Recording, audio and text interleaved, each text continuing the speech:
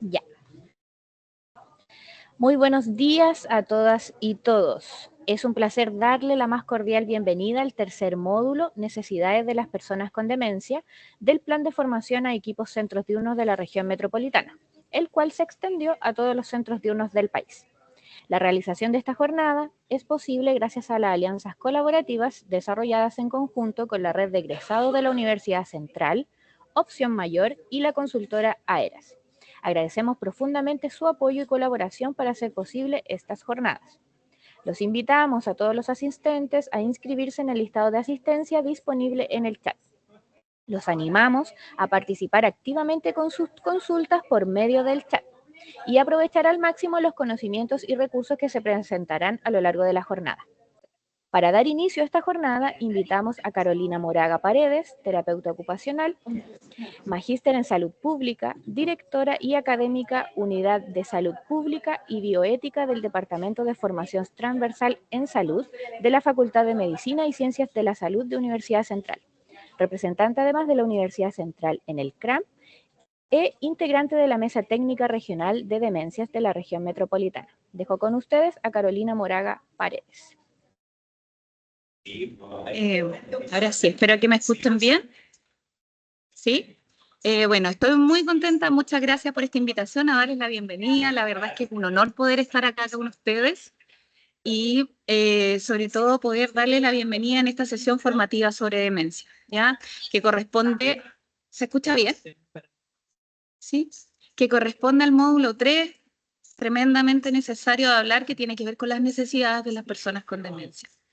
Esta sesión formativa se desarrolla, como tal señalaba anteriormente la colega, dentro del plan de formación a equipos de centros diurnos a nivel nacional, que nos orgullece destacar, cierto, que se desarrolla en el marco de la alianza entre el Servicio Nacional del Adulto Mayor y nuestra Universidad Central de Chile. Esto sin duda también nos permite seguir avanzando, ¿cierto?, en la capacitación de quienes trabajan día a día con las personas mayores y sus comunidades en nuestro país. En esta oportunidad también quiero aprovechar de reconocer y valorar profundamente el trabajo y la dedicación que cada una de ustedes tiene y pone, ¿cierto?, dentro de su quehacer.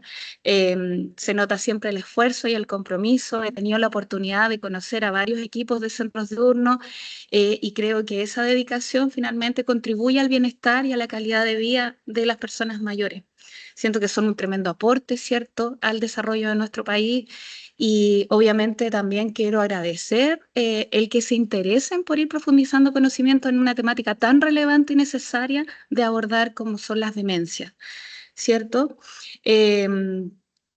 A su vez, espero y les deseo, para no alargarme más, que esta jornada sea tremendamente enriquecedora. Tienen una exponente aquí, una expositora maravillosa, que es Marilu Budinich, así que también yo sé que es tremendamente potente lo que van a ir desarrollando, así que les deseo una jornada maravillosa y que obviamente puedan ir incorporando, ¿cierto?, aquellas cosas que le hacen sentido para enriquecer su quehacer cotidiano. Muchas gracias a todos entonces y a todas, y mucho éxito hoy día. Muchas gracias, Carolina, por tus palabras. A continuación, dejo con ustedes a la médico geriatra, integrante del Consejo Asesor de Salud Mental del Ministerio de Salud.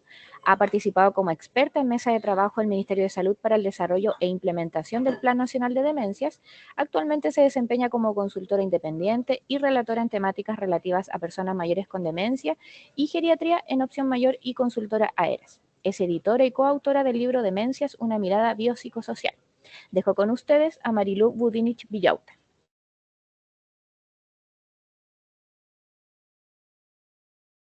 Hay que encender el micrófono, Marilu.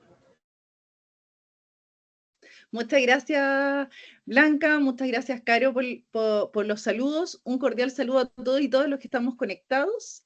Nosotros estamos muy contentos de poder estar en esta tercera sesión de estos encuentros, que son cortitos, pero que creemos que pueden ser significativos y en los cuales es súper relevante que podamos tener también su feedback. Así que al final de esta actividad van a recibir un link con una encuesta que en el fondo no se asusten, es como dice evaluación formativa, pero es para que podamos ver cuál ha sido el nivel de comprensión y aprendizaje durante estas 3 sesiones y ver cómo podemos también consolidar estos en la actividad que vamos a tener luego un poquito más larga en septiembre y que ahí va a estar algunos en región metropolitana de forma presencial y los otros a distancia y con la metodología que se especifique, ¿ya? Nosotros en estas 3 sesiones ya hemos visto varias cosas. Uno, definiciones de demencia o trastorno neurocognitivo mayor y trastorno neurocognitivo menor, ¿cierto? Cuáles eran las etapas, leve, moderada, severa, que las caracterizaban, cuáles eran los tipos más frecuentes de demencia, vimos cuáles eran los signos de alerta, ¿ya?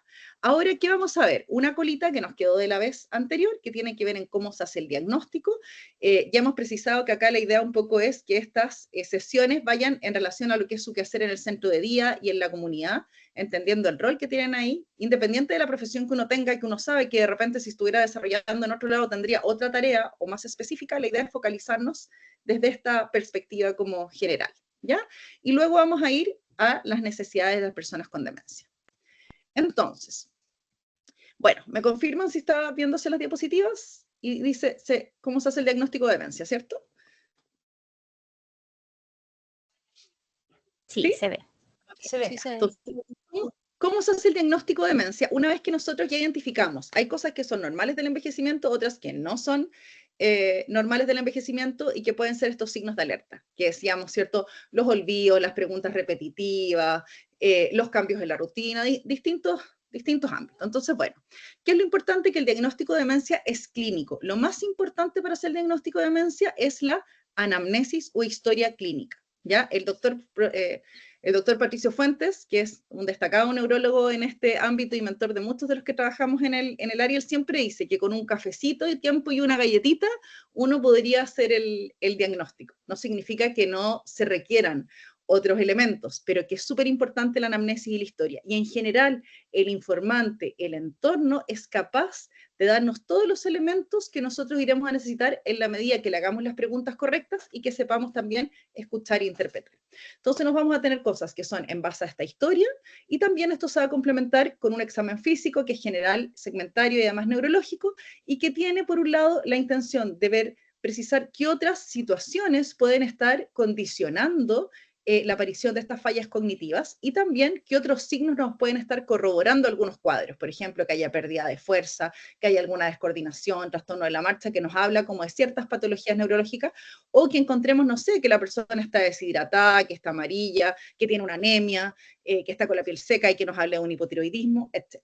¿Ya? Entonces tenemos anamnesis, examen físico y pruebas complementarias. ¿Cuáles van a ser estas? En general, exámenes de laboratorio que lo que buscan es poder descartar otras condiciones, que lo decíamos cuando hablábamos anteriormente y teníamos como un algoritmo que decíamos, si hay una queja de memoria, esto puede ser una demencia o podría ser otro cuadro potencialmente reversible, como una depresión, un efecto de fármacos, deprivación de sueño, y alteración de distintas patologías. Entonces, en esos exámenes de laboratorio nosotros vamos a pedir hemograma, VHS, PCR, creatinina, electrolitos, perfil bioquímico, perfil lipídico, hormonas tiroideas, niveles de vitaminas, así como a grandes rasgos. ¿Para qué? Para poder ver y descartar que hayan algunas situaciones en distintos sistemas del organismo que estén generando estos síntomas, ojo, que sean el origen o que los estén empeorando.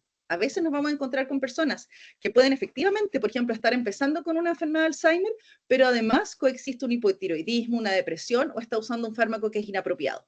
Entonces, primero lo que yo voy a hacer es sacar todas esas causas potencialmente reversibles y luego voy a ver realmente cómo está esta persona, cuál es su rendimiento cognitivo y evaluar ese contexto. ¿Ya?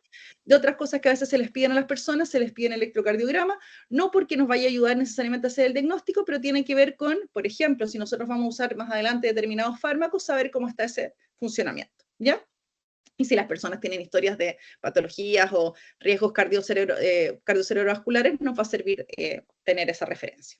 Luego, en lo complementario también viene la evaluación neuropsicológica, o esto que a veces conocemos que son como estos test que se aplican, y que tiene distintos alcances. Tenemos desde lo que se llama como un streaming, un tamizaje o un colador, que son pruebas cortitas que nos permiten decir, mira, esto es, en el fondo es como, esto está normal o esto está alterado, más o menos con estas características, y luego las evaluaciones neuropsicológicas más extensas, que las hace un profesional con una capacitación ya más específica y que buscan evaluar en más profundidad distintos ámbitos, ¿ya? Entonces, la evaluación neuropsicológica lo que nos va a permitir en sus distintos alcances es identificar qué está conservado y qué está alterado, ¿ya? Cuando yo sé lo que está alterado, me puede ayudar para mi hipótesis diagnóstica a decir, mira, ¿sabes qué? Tiene falla de memoria. Sabemos que en el Alzheimer, por ejemplo, se caracteriza en lo típico que decíamos la semana pasada, que hay trayectorias que son más o menos como el promedio, pero no todas las personas les va a pasar necesariamente lo mismo. Dice, mira, si tengo algo que es memoria, que inicia con memoria, probablemente pudiese pensar yo en un tema de Alzheimer. Si es una persona que tiene algo más visoconstructivo, de orientación en el espacio, dependiendo además de otras características, quizás esto es un Lewy o es un vascular, ¿ya? Eso, entonces para eso nos ayuda la evaluación neuropsicológica y también podemos contar con una neuroimagen, que hay distintos tipos de neuroimágenes. Tenemos aquellas que digamos, lo primero sería como un escáner, un escáner o luego una resonancia magnética, que nos puede ayudar a identificar, en el fondo, descartar otras patologías, que hayan accidentes vasculares antiguos, por ejemplo, isquemias, hemorragia, personas que tengan daños vasculares que sean chiquititos, que no necesariamente han tenido la historia de un accidente vascular, nunca han perdido fuerza, nunca han estado hospitalizados, pero sí han tenido presencia de hipertensión, no sé, diabetes, obesidad, sedentarismo, tienen pequeñas lesiones que se llaman de la sustancia blanca, pequeñas lesiones profundas en el cerebro que van a interferir en estas conexiones, ¿ya? Entonces, la neuroimagen me ayuda a descartar que yo tenga hematomas, por ejemplo, que tenga tumores, alguna como enfermedad que me esté generando estos síntomas, o a precisar las características. Si encuentro atrofia, por ejemplo, ¿sí?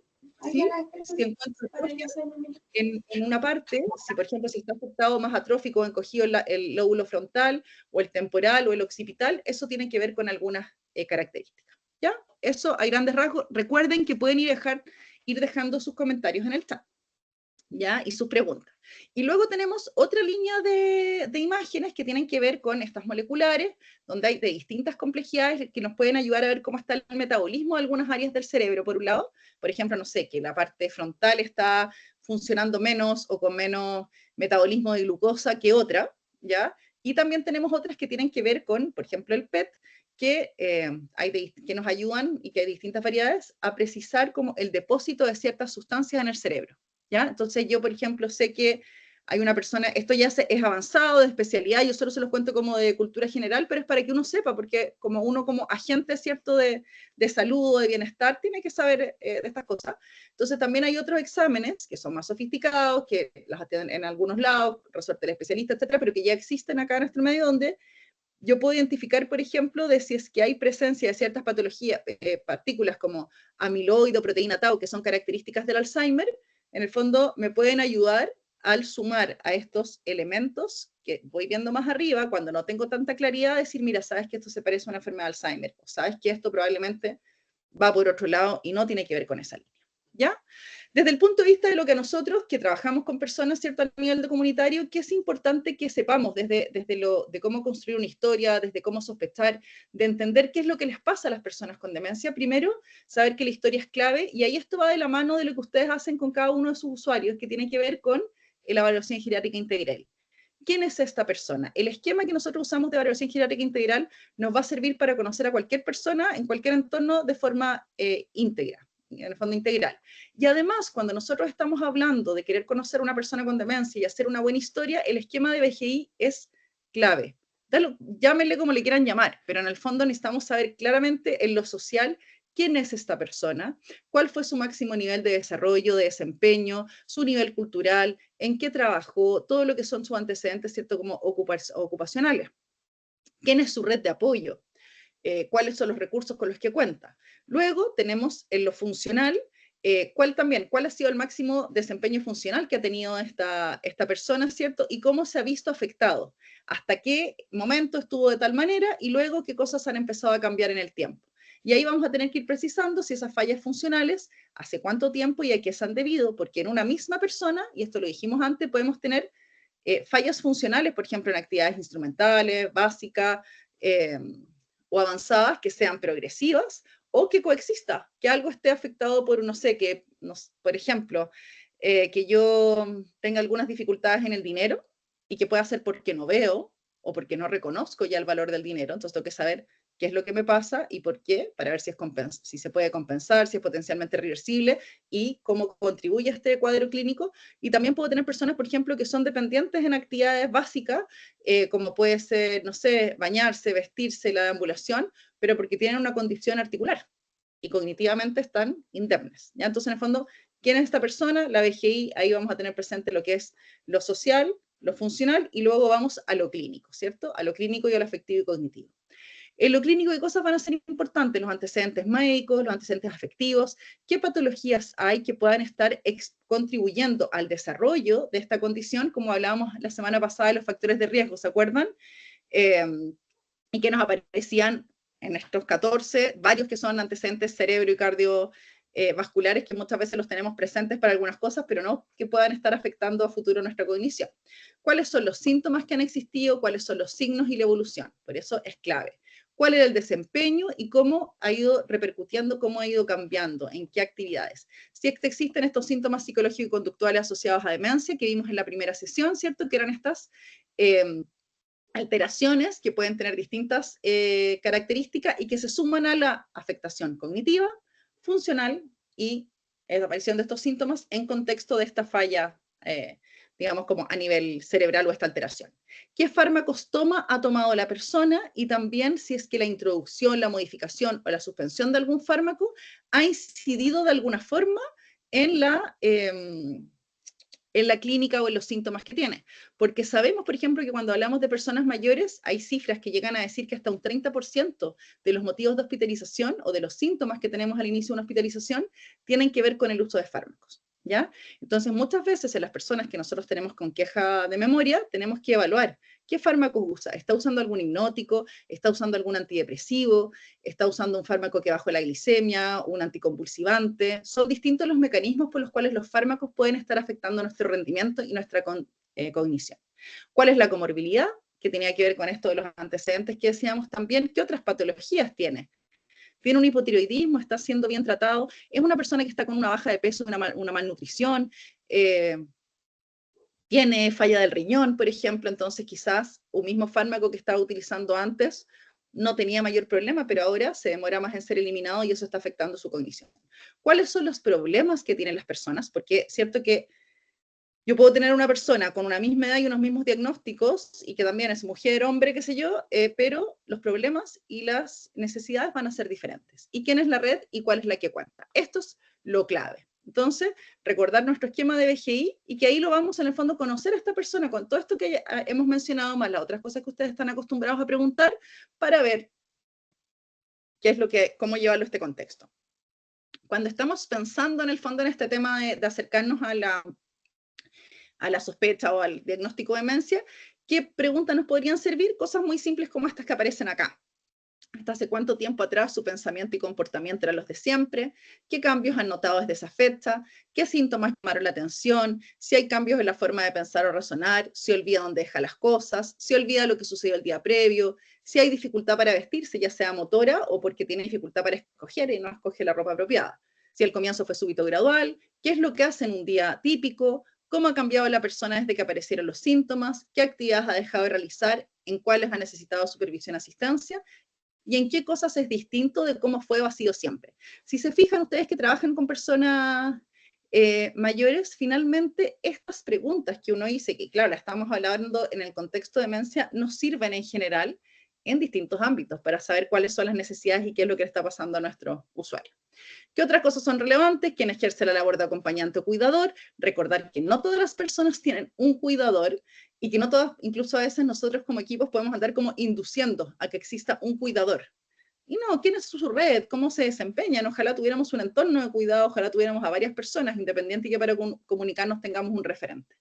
¿Quiénes más participan? Si existe algo particularmente más difícil de manejar, cómo es el afrontamiento, si existe depresión y si es que existen problemas económicos o gastos adicionales asociados al cuidado, son cosas generales que nos van a ayudar a conocer un poquito qué es lo que le puede estar pasando, cuáles son las necesidades de estas personas.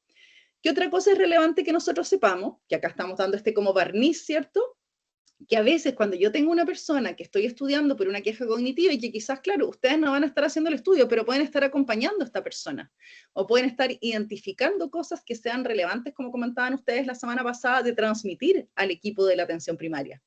Que puede ser el delirium, se habla de las 4D, delirium o síndrome confusional, que es este cuadro que creo que lo comentamos en la primera sesión, que es de inicio agudo. El delirium parte en horas, parte en días, la demencia no, ¿ya?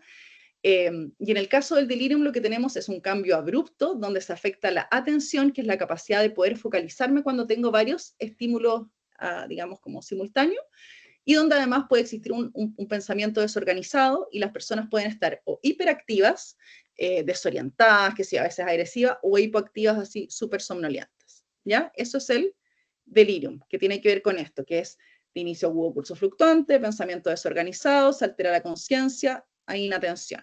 Y el delirium en general tiene una causa explicable y la mayoría de las veces se considera que es potencialmente reversible. ¿Qué es lo importante del delirium? Ustedes que trabajan con personas mayores, es que el delirium es una emergencia o es una urgencia. Si yo tengo una persona de mis usuarios que tiene un cambio abrupto en su cognición, en su funcionalidad, ojo, algo le está pasando. No significa que tenga una demencia, pero nos está hablando que hay mayor vulnerabilidad y tenemos que ir a ver. ¿Será algo neurológico o será algo de otra parte del cuerpo que al estar descompensado está haciendo que este cerebro funcione de distinta manera? ¿Ya? Eso. Luego puede ser una demencia o trastorno neurocognitivo mayor, que es lo que me estaba hablando. También puede ser una depresión o puede ser por drogas, uso de fármacos. Y ahí la historia va a ser clave. Entre la diferencia entre la depresión y la demencia, hay algunas cosas que uno hace así como de tip, que en el caso de la depresión podemos tener síntomas, efectivamente, puede haber una historia de depresión, puede haber una historia de un elemento vital, saber que, y ahí ustedes probablemente se han dado cuenta con sus usuarios, que no necesariamente la depresión en las personas mayores es una depresión como triste o llorosa, sino que se hace mucho más latente esto a veces de el abandono de actividades o de dejar de sentir el placer, que tiene que ver esto como con la anedonia, y estas preguntas que uno hace a las personas de si en las últimas semanas se ha sentido la mayor parte del tiempo triste o deprimido, o con falta de motivación en cosas que antes previamente les eran placenteras. ¿Ya?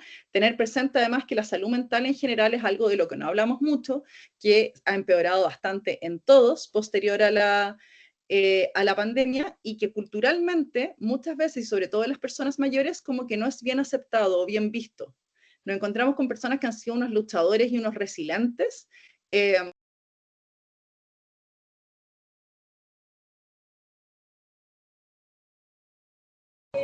Marilu, tienes que reactivar tu micrófono, por favor.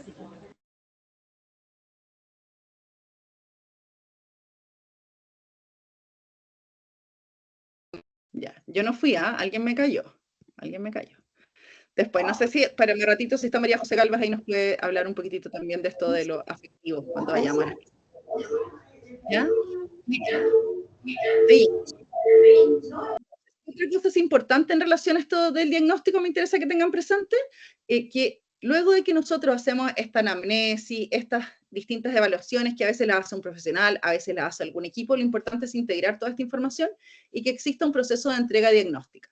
¿Por qué yo lo menciono acá si ustedes no hacen entrega diagnóstica ni están haciendo el diagnóstico? Porque van a estar acompañando a las personas, ¿ya? Algunos de sus usuarios quizás que tienen una demencia leve van a estar participando con ustedes, o algunos de sus usuarios van a ser familia o van a tener en su entorno, o algunos ex participantes van a estar vinculados a esta temática. Entonces, ¿qué tenemos que saber? Que el proceso de entrega diagnóstico es algo que se va dando a lo largo de la trayectoria.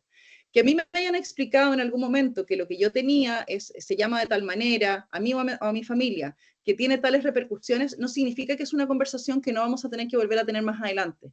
Porque muchas veces, en la medida que la condición va avanzando, tengo que volver a entender que hay cosas que le están pasando a esta persona que son en contexto de esta demencia, que yo la entendía de tal o cual forma, ¿ya?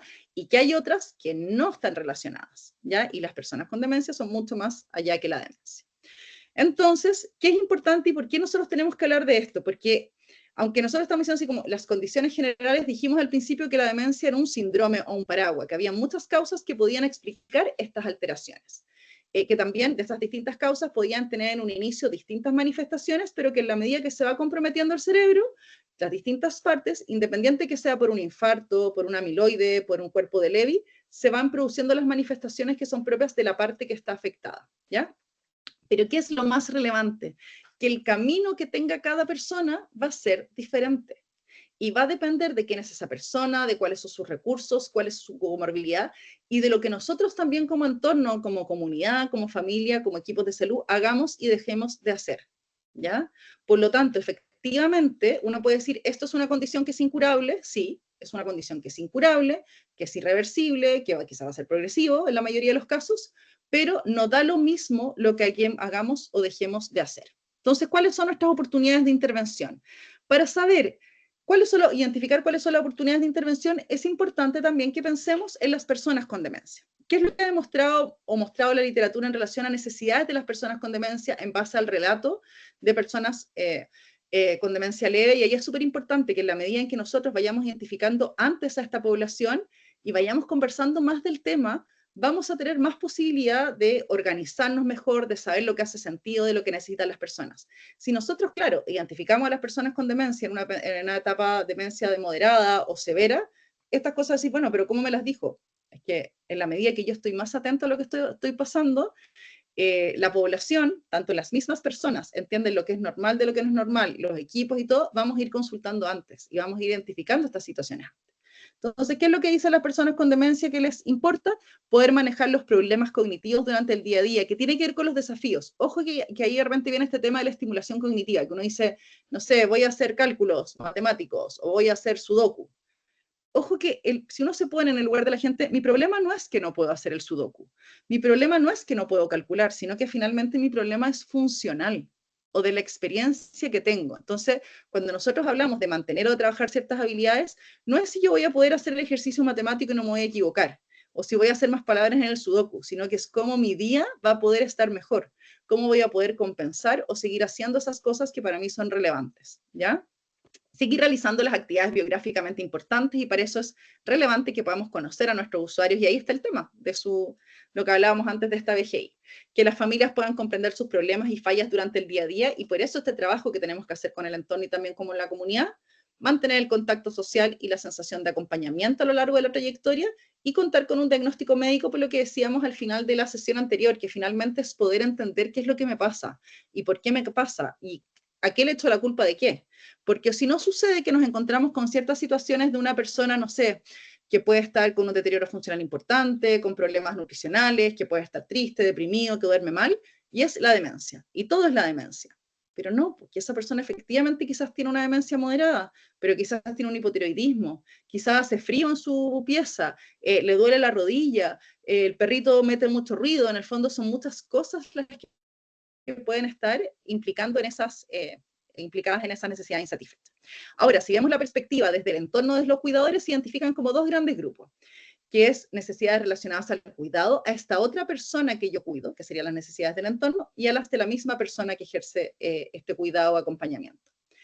Hacia la persona que yo cuido o que acompaño o que quiero, en el fondo, ¿cierto?, está el que las personas con demencia puedan participar en actividades, la ayuda en el manejo de los síntomas psicológico-conductuales, la información y conocimiento de la enfermedad, tener apoyo formal como servicios médicos y sociales, y también apoyo informal como lo que son los grupos de pares, y que son de gran relevancia, grupos de apoyo, familiares, entorno social.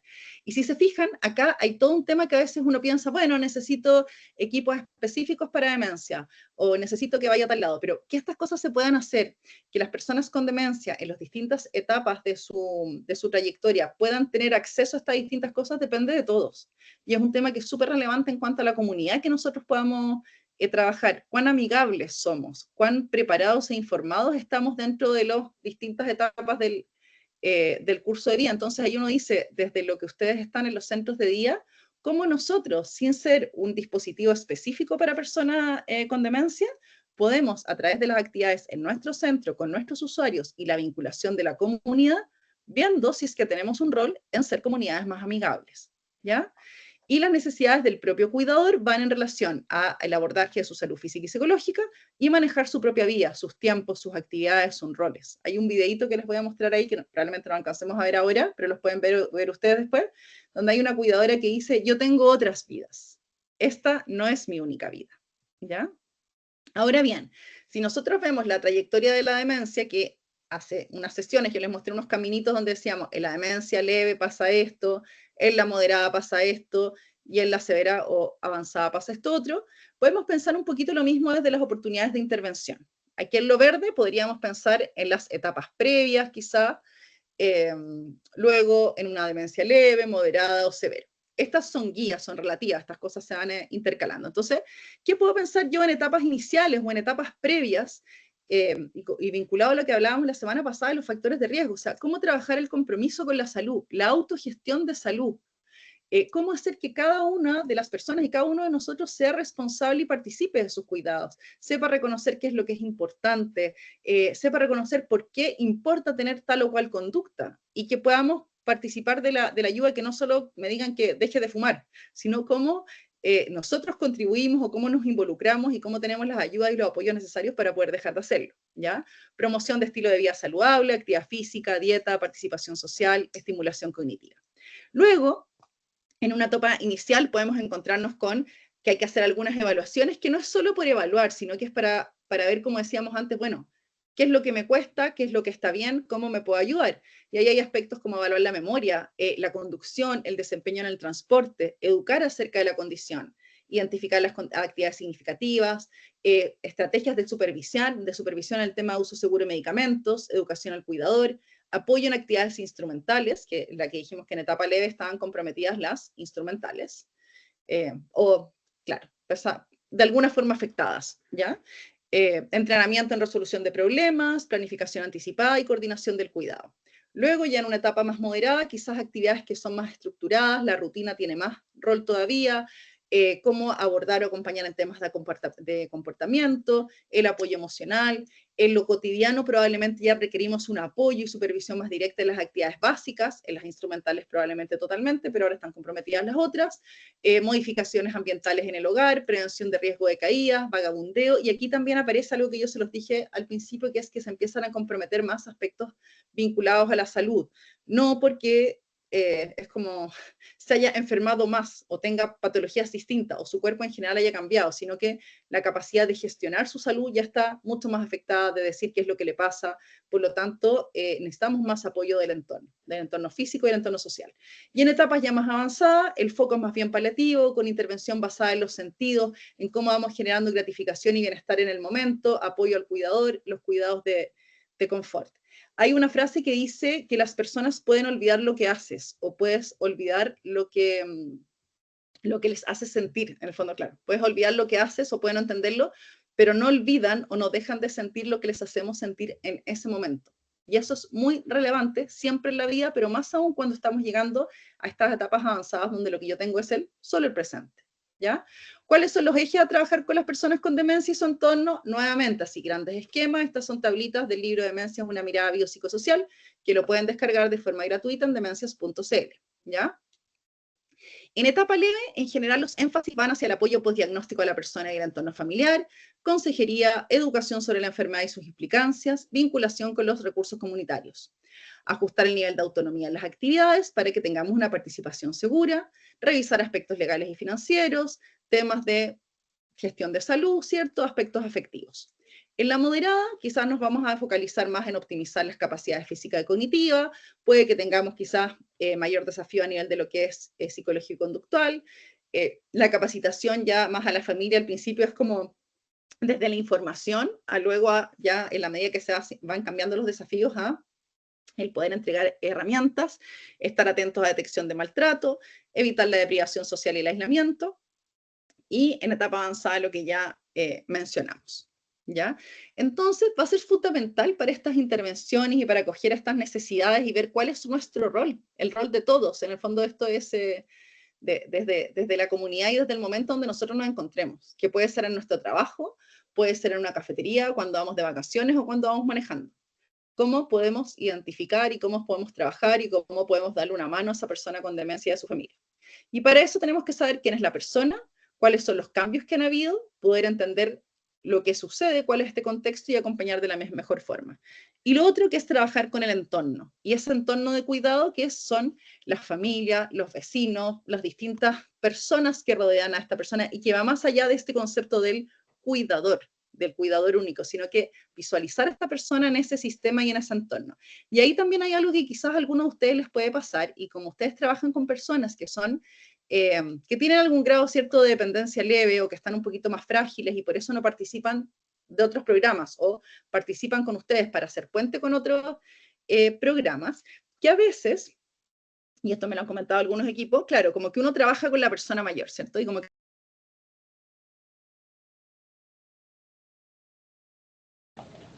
se nos desconectó Marilú al parecer. Vamos a intentar retomar la conexión. Mientras, en el chat tienen el Google Form para poder inscribirse. Recuerden poder inscribir su participación y además dejamos el link del libro que mencionó también Marilú, el de demencias con una mirada biopsicosocial, está en demencias.cl. ¿Ya? Ahí también se les compartió el link para que puedan descargarlo de forma gratuita. Recordarles que también las presentaciones están disponibles en la web de la Universidad Central, en el canal de YouTube, y la presentación del día de hoy va a ser subida, yo creo que el día lunes.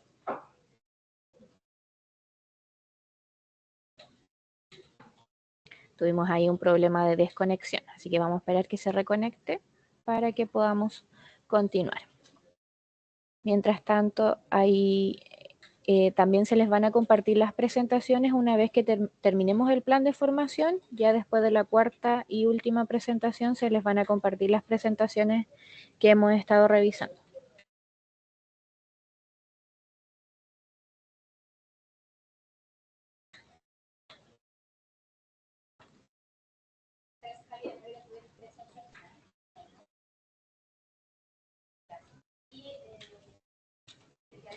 Al final se les va a compartir una evaluación que no es un test para medir o para otorgar una nota de la participación, ¿ya? Sino que es para ver qué contenidos se pueden ir reforzando o qué a lo mejor no quedó tan claro. Ya es netamente para eso, para que no se asuste.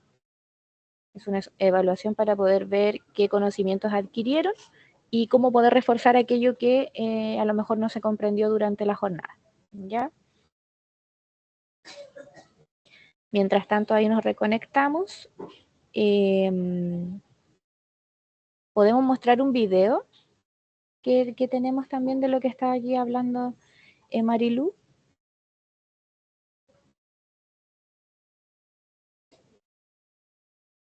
Y les recuerdo, por favor, inscribirse ahí en el chat.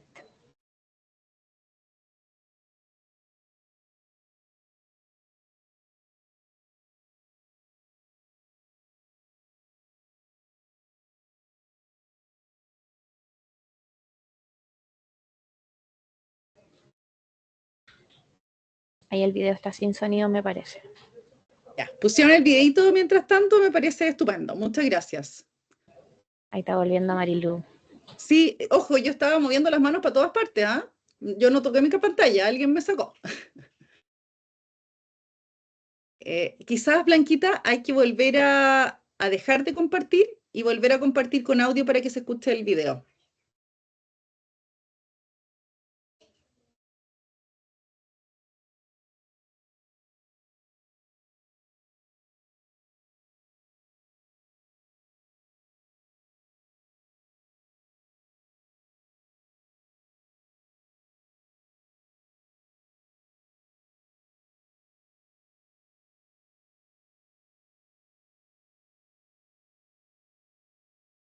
No se va a escuchar, sino tiene que ser, claro, por algún motivo no se activó el María video. Luisa está sin audio, puede ser que por eso no se esté escuchando.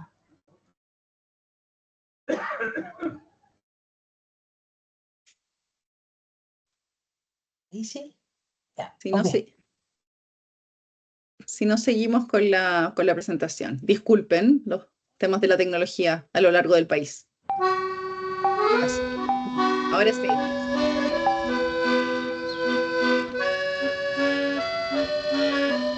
Este video tiene que ver con que podamos identificar las necesidades.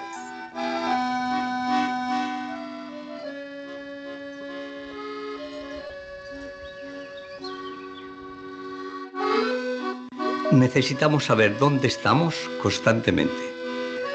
Dónde estamos espacialmente y temporalmente.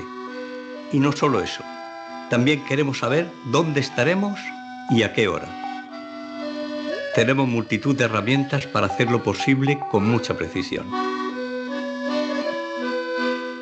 Pero la demencia te impide cubrir esta necesidad.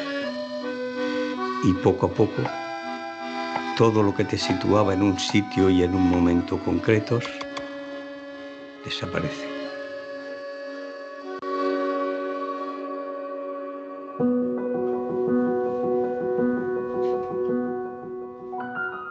Lo que me define está formado de cosas muy diferentes, recuerdos y vivencias, pero también objetos y melodías.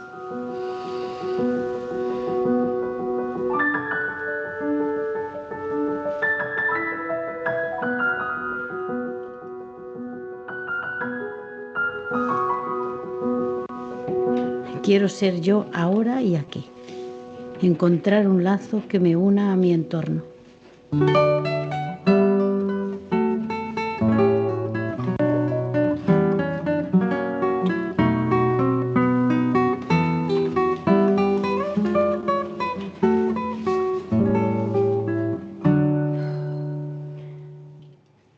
No tiene por qué renunciar a esa necesidad. Hay muchas cosas que puedo hacer. Cuando hablo con ella, intento ayudarme con algún material como una libreta donde pueda tener direcciones, teléfonos y un esquema del día. Citas, si tendrá visitas, las horas de las comidas, la medicación. Un lugar al cual pueda recurrir si se siente perdida.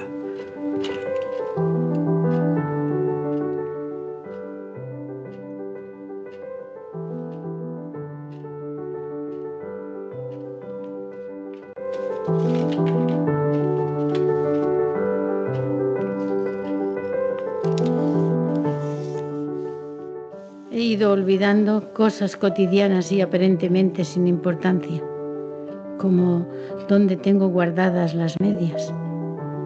La demencia no va de 0 a 100, sino que tiene fases.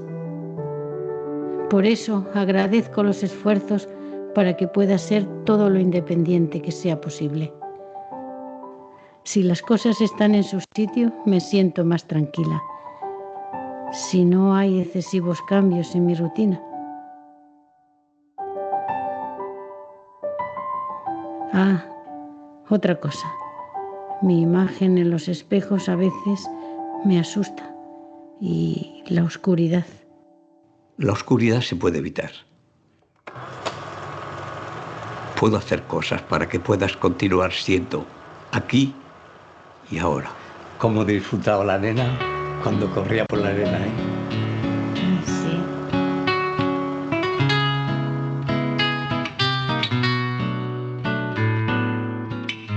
Ayúdame a ser tan autónoma como sea capaz. La demencia es un espacio y un tiempo diferentes que hay que comprender con paciencia. Porque puedo haber perdido los recuerdos, pero mis sentimientos siguen intactos. Acude a tu centro de salud. Tu enfermera, tu médico y tu trabajadora social te ayudarán.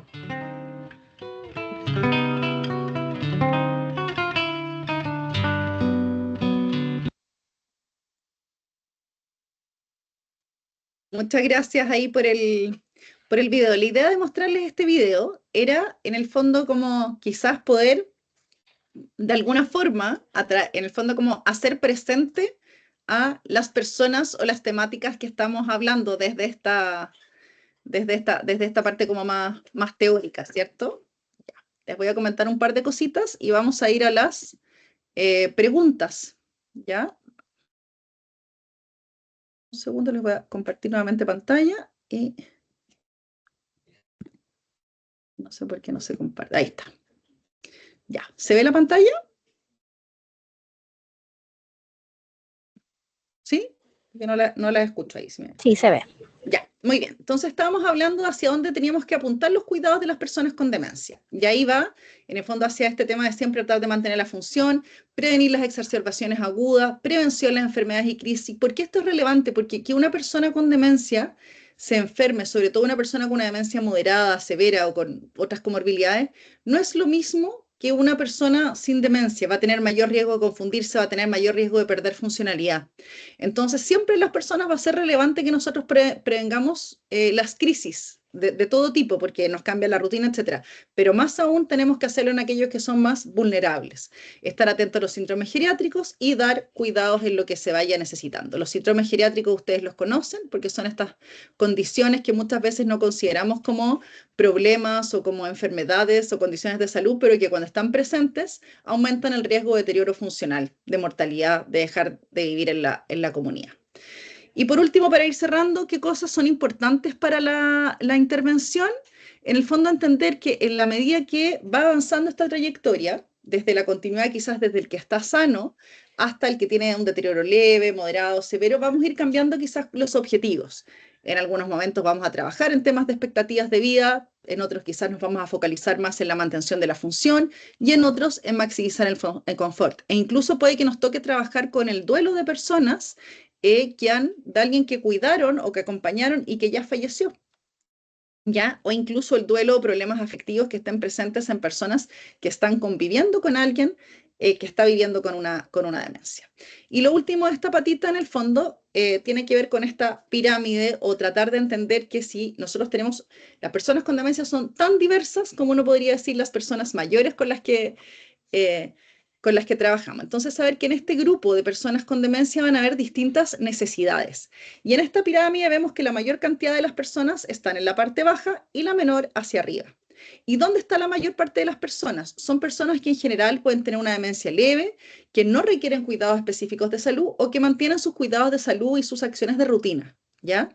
Y en estos casos lo que las personas pueden necesitar del sistema son información, derivaciones, gestores de navegación, educación, y pueden ser pacientes que estén vinculados de una u otra forma a sus programas o a las interacciones que tienen, en la medida que sean personas que tienen menos complejidades, ¿ya? Pero la complejidad de la demencia no solo va a estar dada porque la demencia sea leve, moderada o severo, sino que son otras cosas los que van haciendo que las necesidades sean más complejas y que vayamos necesitando distinto enfoque, intensidad, nivel de conocimiento y especialización o especificidad para tratar estas situaciones.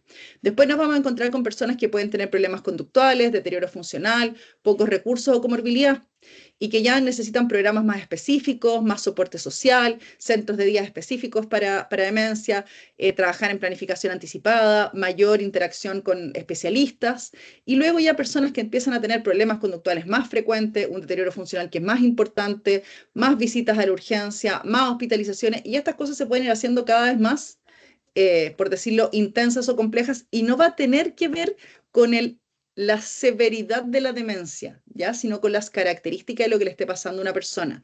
Yo puedo tener una persona con una demencia leve, que está en la parte de arriba y necesitar temas súper específicos, o puedo tener una persona que tiene una demencia moderada y que estuvo en la punta de la pirámide y que después baja porque sus necesidades fueron satisfechas. ¿Por qué pongo esto? En el fondo para guiarnos en entender que las necesidades van a ser distintas, y van a ser distintas no solo en esta persona que esta otra, sino que en cada momento de la trayectoria. Y no necesariamente avanzar en severidad es avanzar en complejidad. Quizás para una persona su momento más complejo y de más necesidad de cuidados, planificación, gestión, interacción, va a ser en la etapa moderada, no en la severa. O para otros quizás va a ser en la etapa severa desde el punto de vista de evolución de la demencia. ¿Ya? Y yo creo que hasta aquí vamos a quedar para que nos queden unos minutitos para preguntas. Pueden dejar preguntas y comentarios en el chat. Sí, Marilu, yo aquí tengo 3 preguntas.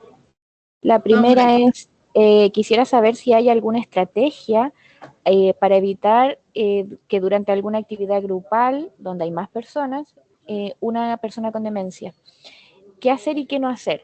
Tener un trato diferenciado, no mencionar la demencia, mencionarla, si es que hay algún tipo de lineamiento que funcione mejor que otro.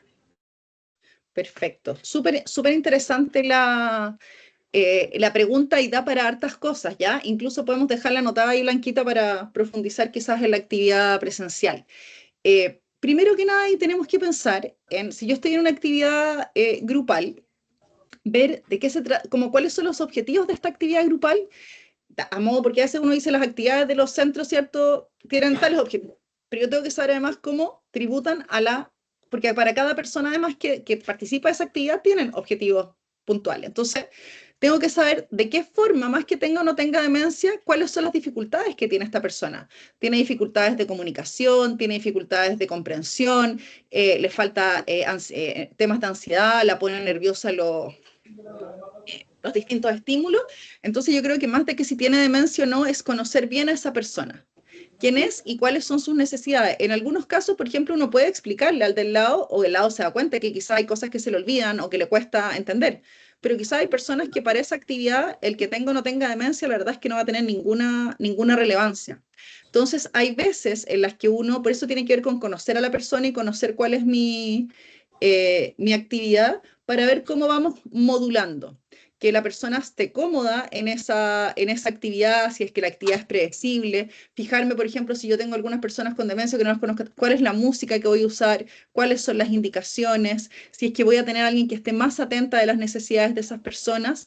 Yo creo que va por ahí. No es que hayan cosas que podamos o no podamos hacer, sino que es cómo, de acuerdo a las características que tiene esa persona, se puede adaptar.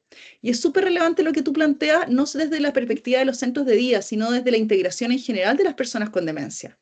Porque ciertamente hay personas con necesidades complejas para las que necesitamos equipos especializados, dispositivos, programas, que era lo que decíamos para esta parte más arriba de la pirámide. Pero para el resto de las personas tenemos que ver cómo pueden participar y seguir yendo al mismo taller. ¿Qué pasa cuando esa persona quiere hacer un viaje? ¿Qué pasa cuando esa persona quiere ir al concierto de la municipalidad? ¿Cómo hacemos que nosotros seamos más amigables para estas personas que tienen estas como discapacidades invisibles? Y ahí uno va pensando cómo estas cosas, que a veces uno puede decir que son para la demencia, también pueden ser para personas que tienen otras condiciones de desarrollo, de salud mental, y que a veces también están en nuestro grupo y que no tienen el diagnóstico de demencia. No sé si ahí, si te hace sentido lo que te estoy contestando, y también si quizás hay alguien de algún otro centro que quiera comentar o dar algún ejemplo, por ejemplo, de cómo han visto que lo pueden abordar, de abordaje o de desafío. Mientras tanto, la siguiente pregunta nos habla sobre si se conoce o si existe algún dispositivo residencial para personas mayores. Dejé de escuchar, Blanca. Me silenciaron. Sí, Si existe algún dispositivo residencial para personas con demencia en donde hay una situación familiar de abandono y la familia no quiere asumir el cuidado. Ya, o sea, yo creo que en el fondo ahí sí vamos con el tema como de las residencias. Efectivamente hay personas con demencia o sin demencia que por distintos motivos, ¿cierto?, no van a poder ser cuidadas en casa. ¿qué es lo que nosotros siempre tenemos que pensar en eso? Saber que hay personas que van a requerir cuidados en una residencia por distintos motivos. Nosotros como equipos sociosanitarios, qué sé yo, comunitarios, podemos contribuir a ver cómo hacer posible de repente y optimizar que esa persona pueda ser cuidada en casa. ¿Cuáles son los recursos? ¿Cuáles son las redes? ¿Cómo me preocupo también de ese entorno? Que a veces uno dice, pucha, no puede o no quiere. Bueno, ¿cómo trabajamos con ellos para ver si realmente esa persona pudiese ser cuidada en casa o no? ¿Ya? Porque a veces tiene que ver con problemas de las otras personas, pueden ser temas circunstanciales. La residencia, yo soy partidaria de esto que dice que las residencias son temporales.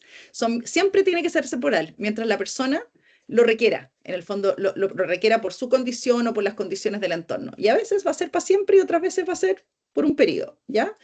Eso en relación. Ahora, el encontrar una residencia pero con una persona con demencia no es algo fácil, ¿ya?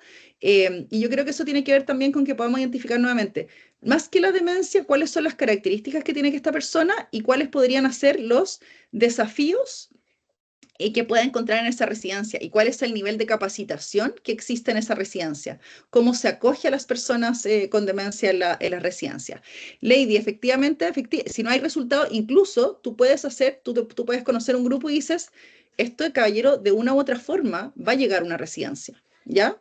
Nosotros hacemos todas las gestiones, pero generalmente entrar a una residencia, y todo va a depender del grupo con el que nosotros estemos trabajando en cuanto a vulnerabilidad, puede llegar a demorar meses. Entonces muchas veces tengo que trabajar con esa familia mientras preparamos el acceso a esa residencia. Incluso si podemos, desde el punto de vista, coordinarnos ahí como Consalud para que esa persona además ingrese a la residencia en la mejor condición, con menos alteraciones conductuales, sin dolor, porque a veces pasa que la gente dice, es que esto está terrible acá en la casa, lo voy a llevar a una residencia. Es que la residencia quizás tampoco lo van a recibir porque está así de terrible la situación. Entonces, ¿cómo lo vamos ayudando y cómo lo vamos compensando? ¿Ya?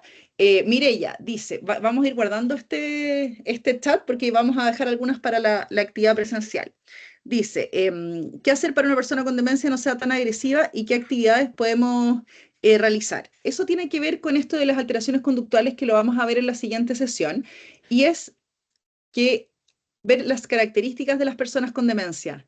¿Qué es lo que...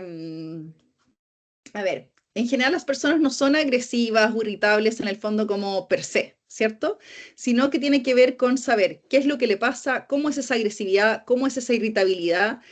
Sí, efectivamente, hay personas que son, uno puede decir, oye, súper agresivas, qué sé yo, y como con problemas de conducta. En general, esa persona que siempre es conductualmente difícil, se puede dar en algunos contextos de demencia, pero muchas veces tiene que ver con otras condiciones premórbidas de personalidad y de otros diagnósticos. En general, cuando uno ve personas con demencia, con estos cuadros que son adquiridos y que empiezan a tener estas alteraciones de conducta, siempre tenemos que ir a ver en el fondo qué es lo que hay.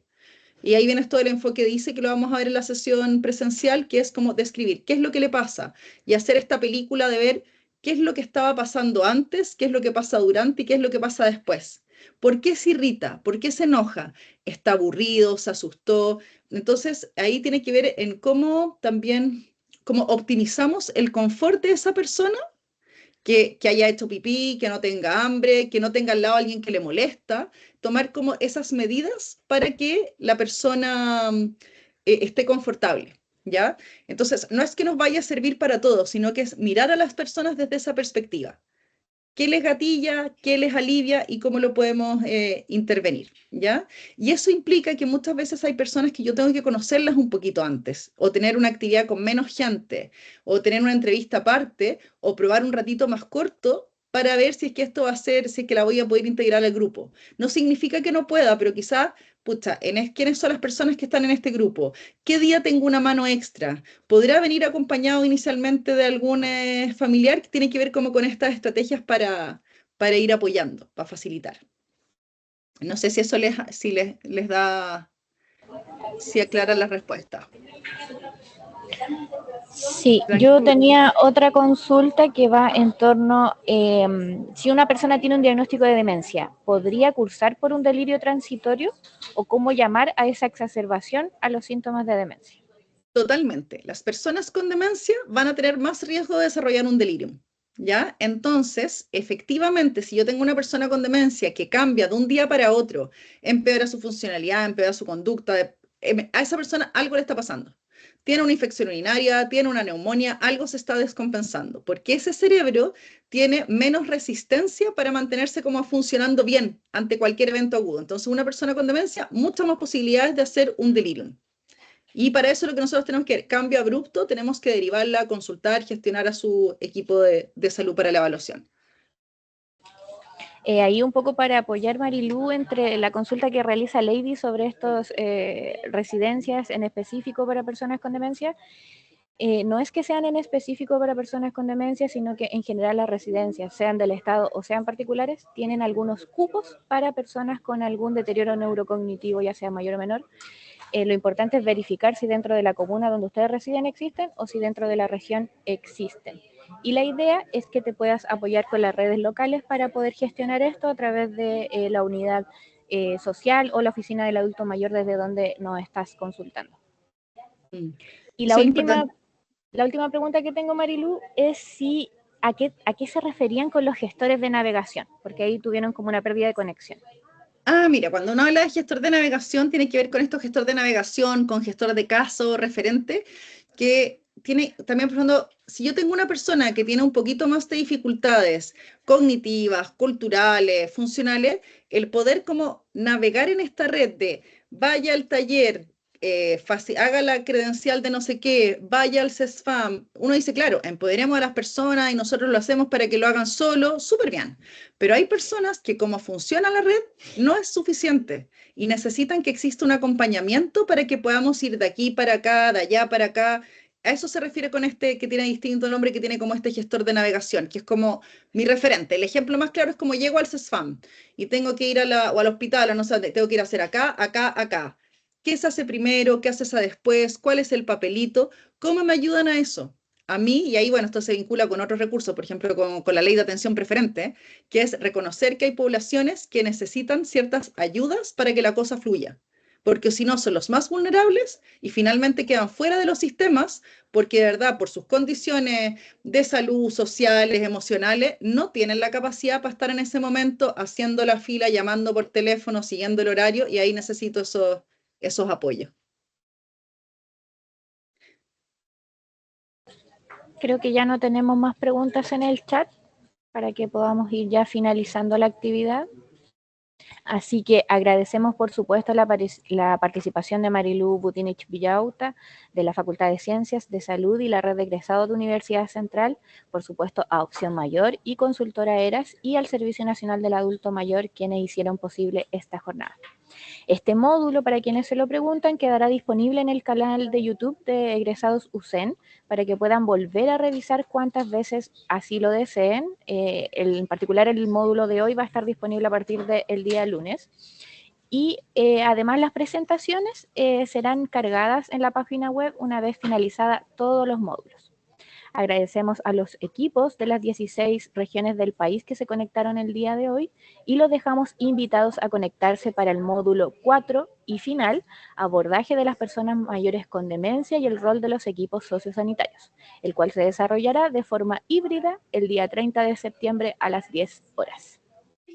Agradecemos a cada uno de ustedes por su participación, a ti Marilú por supuesto, y nos vemos en la siguiente jornada. Muchas gracias a todos, Blanquita. Nos vemos y que contesten ahí el cuestionario. Y visiten la página de Opción Mayor, que hay varios temas relativos a esto que conversamos ahora.